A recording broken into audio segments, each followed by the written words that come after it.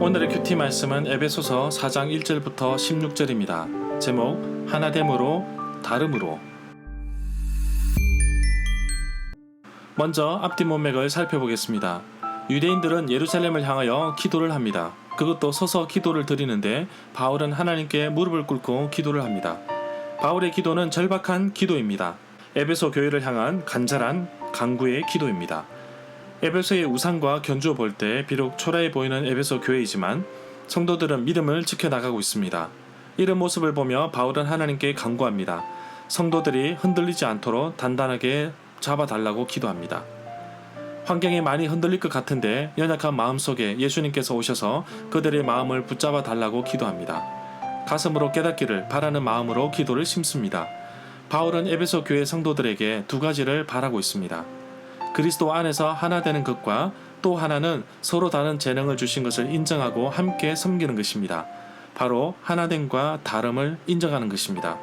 공동체가 성장하기 위해서는 서로 도우며 서로 인정하고 한 분이신 하나님만 바라보며 예수님을 닮아가야 합니다. 문단을 나눠보겠습니다. 1절부터 6절은 하나됨, 7절부터 16절은 다름으로. 1절에 보면 바울이 감옥에 갇힌 이유를 에베소서 3장 1절에서 설명하고 있습니다. 그리스도 예수의 일로 이방인을 위하여 갇혔다고 고백합니다. 부르심을 받은 자들에게는 하나님께서는 합력하여 선을 이루게 하십니다. 로마서 8장 28절에 우리가 알거니와 하나님을 사랑하는 자 곧 그의 뜻대로 부르심을 입은 자들에게는 모든 것이 합력하여 선을 이루느니라 라고 말씀하고 있습니다. 주님께 합당하게 행하여서 범사에 기뻐하게 하시고 모든 선한 일에 열매를 맺게 하시며 하나님을 아는 것에 자라게 하시는 데 도전하며 살기를 바울은 골로새 교회 성도들에게도 강구하고 있습니다. 에베소서 4장 1절은 바울이 에베소 교회 성도들에게 보낸 편지의 두 번째 부분으로 분류되고 있습니다. 3절부터 4절에 보면 그리스도인들이 자신의 삶에서 공동체를 움직일 힘은 하나님께서 주시는 평안으로 띠를 메고 하나가 되는 것입니다. 예수 그리스도는 우리의 화평이십니다. 둘로 나누어진 것을 하나로 만드셨는데 중간에 막힌 담을 예수 그리스도의 자신의 몸으로 허무신 것입니다. 십자가를 통하여 한 몸이 되게 하셨고 하나님과 화목하게 하셨습니다. 바울은 에베소 교회 성도들에게 너희 마음의 눈을 밝혀 그의 부르심의 소망이 무엇인지 알기 원한다고 말씀하고 있습니다. 5절부터 6절에 보면 바울은 에베소 교회 성도들에게 하나라는 것을 강조하고 있습니다. 우리 주님도 한 분이시고 믿음도 하나이고 세례도 하나입니다. 하나님도 한 분이십니다. 곧 만물의 주인이신 분도 하나님 한 분이십니다. 그분은 모든 것을 다스리시고 모든 것 위에 계시는 분이십니다. 은사도 여러 가지지만 성령은 같습니다. 직분도 여러 가지지만 주는 같습니다. 만물 위에 계셔서 세세의 찬양을 받으실 분은 오직 하나님 한 분이십니다. 에베소서 4장 4절부터 6절은 교회가 한 성령 안에서 한 몸으로 살아가는데 필요한 전제 조건을 보여주고 있는데 하나님께서 주신 것입니다. 7절에 보면 우리 모두는 선물을 받았습니다. 그리스도께서 나누어 주신 은혜대로 받은 것입니다. 바울은 로마서 12장 3절 하반절에서 마땅히 생각할 그 이상의 생각을 품지 말고 오직 하나님께서 각 사람에게 나누어 주신 믿음의 분량대로 지혜롭게 생각하라고 말씀하고 있습니다. 하나님께서 은혜를 부어주실 때 그냥 주신 것이 아니라 각 사람에게 알맞게 적절한 재능과 은혜를 값없이 선물로 주신 것입니다. 9절에 보면 땅 아래 낮은 곳은 지하의 세계를 말하는 것이 아니라 단순히 그리스도가 내려오신 낮은 이 땅을 말하는 것으로 보기도 합니다. 그러나 다른 견해도 있습니다. 아래 낮은 곳으로를 그리스도의 성육신과 십자가의 죽으심까지 보는 견해도 있고 땅 아래 낮은 곳으로 내려가심 베드로전서 3장 19절을 의미하는 것으로 보기도 합니다. 올라가셨다는 의미는 예수 그리스도께서 성령을 주시기 위해 이 땅에 오셨다가 초림 다시 성천하는 것을 의미한다고 봅니다. 11절에 보면 바울은 에베소 교회 성도들에게 다름을 설명하고 있습니다. 그분 예수 그리스도께서 각 사람에게 서로 다른 선물을 나눠주셨다고 하는데 어떤 사람은 사도로, 어떤 사람은 선지자로, 어떤 사람은 복음을 전하는 자로, 어떤 사람은 목사로, 어떤 사람은 교사로 삼으셨습니다. 은사는 각각 다르지만 성령은 같습니다. 직분은 서로 다르고 여러 가지나 주는 같습니다.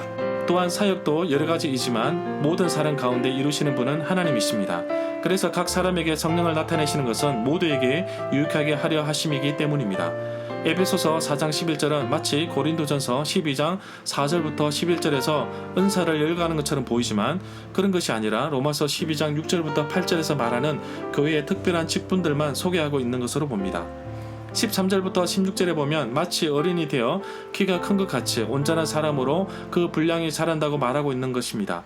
그리스도의 장성한 분량이 채워지면 교회는 성숙하게 되고 온갖 교훈의 풍조에 흔들리지 않을 것입니다. 결국 성숙한 그리스도인이 되면 잘못된 가르침에 빠지지 않을 것입니다. 참된 것은 바로 참된 생활을 의미합니다. 온몸이 머리로 말미암아 마디와 힘줄로 공급함을 받고 연합하여 하나님이 자라게 하시기 때문에 자라게 됩니다. 우리 각 사람에게 그리스도의 선물의 분량대로 은혜를 주셨습니다. 절마다 상세한 설명과 구절에서 그리고 핵심 내용과 중심 줄거리는 네이버 블로그에 올려져 있습니다. 내게 주시는 교훈입니다.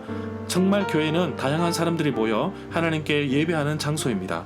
이 다양한 것을 하나로 묶는 것은 상상을 초월하는 노력과 희생이 따릅니다. 세상에서는 불가능한 이 사건을 어떻게 교회는 가능할까요? 바로 머리이신 예수 그리스도를 중심으로 모두가 연결된 유기체이기 때문입니다. 서로 다름을 인정하고 이해하며 또한 자만하지 않고 필요에 따라 섬길 줄 아는 성숙한 교인이 되어야 할 것입니다. 나에게 있는 재능은 하나님께서 주신 것입니다. 그것이 부모님으로부터 받은 선천적이든 노력해서 얻은 후천적이든 하나님께서 주신 것임을 깨닫고 이것을 관리하고 지켜나가는 책임도 있다는 사실을 알아야 합니다. 이것이 내 것이라고 생각하는 순간 청지기로서 직분을 망각하고 스스로 넘어질 수 있다는 사실을 깨달아야 할 것입니다. 바울이 말한 것처럼 교회는 그리스도 안에서 하나가 되어야 하고 또한 서로 다름을 통하여 서로 세워감으로 인하여 그리스도의 분량에 이르기까지 성숙하고 성장해야 할 것입니다. 나에게 주신 달란트를 생각하며 하나님의 영광을 위해 어디에 사용할지 생각해 보기를 원합니다. 하나님께서 나에게 주신 시간, 물질, 은사, 재능, 능력, 내 주변에 있는 사람들을 돌보며 섬기는 데 쓰이기를 원하고 나보다 남을 더 낮게 여기며 성숙한 그리스도인으로서 하나님 앞에서 거룩한 모습으로 살아가는 하루가 되기를 간절히 소망합니다.